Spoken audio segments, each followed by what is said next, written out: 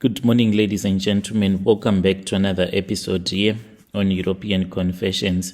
The following story that you're going to be listening to, it comes from a translation of a message that I received, and the message reads like this. Hello, Brother Nashi, how are you? Can you please post my own story as hidden identity? When I came to South Africa, I was not a prostitute at all. I had met this other guy online who is also from Zim. He told me that he had been fighting with his wife, and from that day going onwards, I learned from my mistake that if a man is desperate, never even think that he will be in love with you. It will be his desperation that will be making him think that he is in love with you. Only move in with a man who has moved on, and if you do not do that, you are always going to have problems, because this man, he had not yet moved on. He was still in love with his ex-wife. So I came here in a rush, thinking that maybe it was a miracle from God, for I had been suffering in my own relationship. The guy that I was dating was very abusive, and I was tired of all the STIs that I used to get from him, since he was someone that drank a lot of alcohol. When I came to South Africa, I saw that I had made a mistake. The guy was still in love with his ex, and then that was when I became a prostitute, not because I wanted to, but because the guy kicked me out when he told me that his ex-wife was coming back. My name is Lisa, not a real name, and this is my own confession. If there is a God out there, I know that he already turned his back on me a long time ago, even before I had came to South Africa, when I used to pray for him to change my man so that he won't keep on doing what he was doing, sleeping around with different women, always giving me STIs. But God did not come to my rescue. But what I did when I came to South Africa, I don't know if it can ever be undone. I come from Gogwe in Zim, and I used a dead woman's womb to trap rich men. I was not always like this. I used to be a normal church-going girl. My mother raised me well and my 3 siblings, and I thought that I was going to get married and I would have my small little family. But no, God maybe had other plans for me, plans that were so painful. Life can be so hard, so much that you can even wish to join Satanism, going around even on Facebook, just asking those that you think have connections to make you join Satanism. When love hurts, when it becomes too painful, there are those that will choose suicide, but then there are those that would rather join the devil, the dark side. That is what I chose to do. I said that it is far much better for me not to commit suicide, because I kept on thinking about my mother. I was like, who is going to take care of my mother in the event that I commit suicide? There was even one night when I went outside, I was holding a rope. It was a green ski rope that I went with outside with the intentions of wanting to commit suicide. But when I was outside, that was when I said, no, let me not do this. This is not what is supposed to happen. This is not the way that my life is supposed to end. So then I returned back home and I started crying. And I moved from Zim and I came to South Africa, thinking that finally God had given me a miracle. But sometimes what we think is a miracle will turn out to be a curse.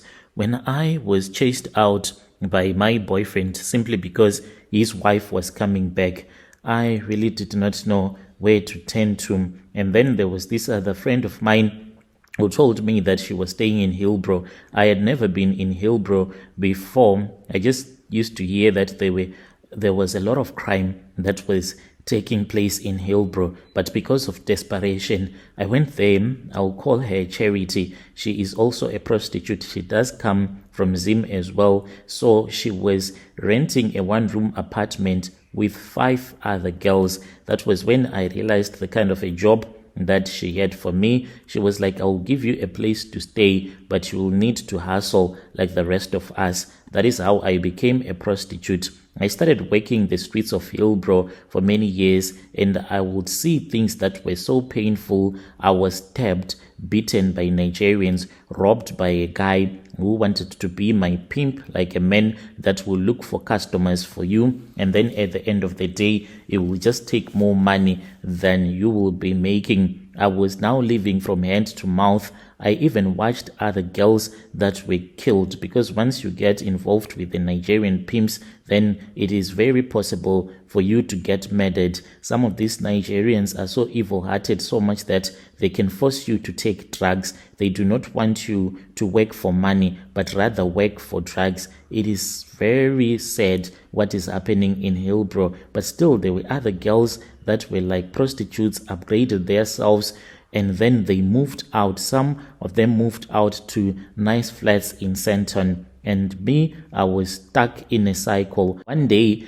I met this other girl. She is South African. She was now staying at a nice flat in Centon. And when I met her, she was like, oh, you, what's up? Are you still in Hillbrow? Like, V had totally changed. She used to be one of those prostitutes who was working for drugs, but now she had a nice car. We met at a mall, and then when we were talking, she told me that there was someone who had assisted her, a man that was from Malawi, and she was like, if you want, I can go with you. And I agreed to go with her, and I was assisted by that man from Malawi. All that was needed is some money, which I gave him 3,000, and he told me that I was supposed to find womb of a woman who had been buried recently, and I was supposed to find people to dig up the grave, to open up her stomach and to take out the womb. But I was not supposed to be present when that evil deed was being done. Otherwise, the ritual, according to that healer, was not going to work.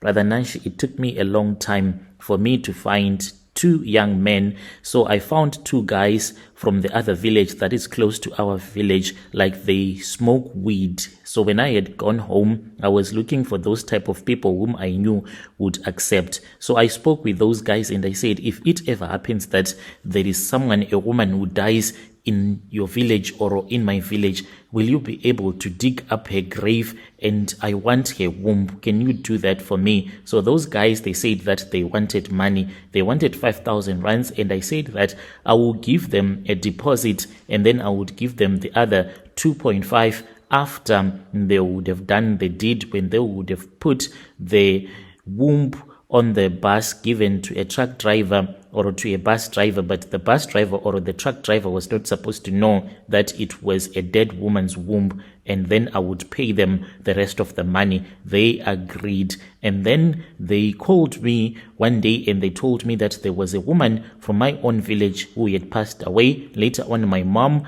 she called me and told me the same, that there was this other woman in our village. There was a woman who had passed away, and she was on her way going to her funeral. And those boys then waited after that woman had been buried, and after about 6 days they went to the grave and they dug up that woman and they removed the womb and they put it in a plastic bag, and then they mixed that dead woman's womb with mopani worms, as if I wanted to sell those mopani worms here in South Africa. They put it on a bus, because on a truck we were scared that maybe the driver would want to snoop around. So they gave it to a bus driver, and when the bus came to Joburg, I went and I picked it up. From that day until today, to tell you the truth, I am living a life that is okay. I have no stress